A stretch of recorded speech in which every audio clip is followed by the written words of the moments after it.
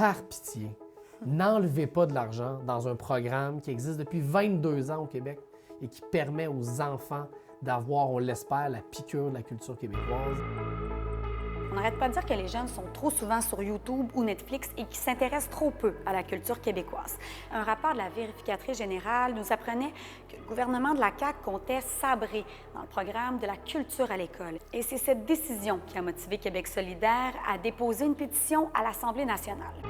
La pétition a été déposée quand même il y a 5 jours. Ouais. Ça a fait boule de Ouais. neige. Là, je regardais tout juste ce matin, Ouais. 6400 signataires.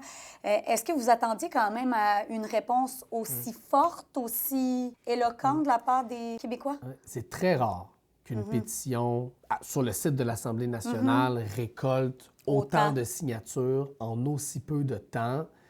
Je pense que ça vient toucher une corde sensible chez les gens. Il y a un consensus au Québec que la culture, c'est important, puis que l'avenir de notre culture repose sur notre capacité à la transmettre aux plus jeunes. OK, puis s'il n'y a rien qui change, ça va être quoi l'impact de cette mesure-là? En décembre, il y a une jeune fille qui vient me voir qui dit « Moi, j'ai jamais vu du théâtre de ma vie.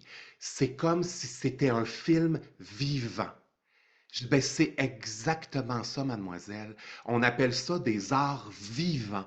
Donc, ce que tu as vu devant toi, c'est une histoire qu'on te raconte juste pour toi aujourd'hui. Ses yeux elle était impressionnée de voir des arts vivants. Je pense à un petit garçon en particulier qui avait des problèmes, des difficultés au niveau du comportement dans sa classe, que même on m'avait averti avant de rentrer dans la classe, ça va être difficile possiblement avec cet enfant-là, donc on voulait juste au moins t'en avertir pour que tu puisses te préparer.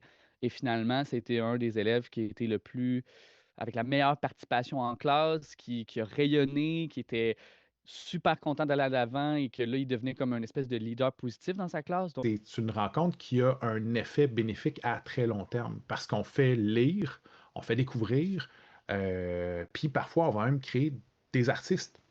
C'est cette première rencontre-là, on a des jeunes qui trippent tellement qu'on se dit hey, je veux absolument faire ça plus tard dans ma vie. Ben, à chaque année, on va aller dans une classe et les profs vont te prendre à part à la fin de la rencontre. On va dire hey, j'ai quelqu'un qui est dans ma classe qui écrit. Il faut que je te montre quelque chose. Puis ils nous font lire quelque chose, ça fait comme c'est phénoménal. Ils sont tellement loin dans leur expérience artistique comme jeunes. C'est clair, ces jeunes-là, on va les revoir plus tard parce qu'ils ont la passion, mais il faut l'entretenir, il faut les nourrir. On a encore le temps de renverser la décision. Donc, le budget du Québec est prévu à la fin du mois de mars, au début du mois d'avril. Et c'est là qu'on va savoir s'il y aura véritablement des coupures ou pas. D'ici là, si les gens se mobilisent, on peut renverser la vapeur. Le gouvernement peut changer d'intention.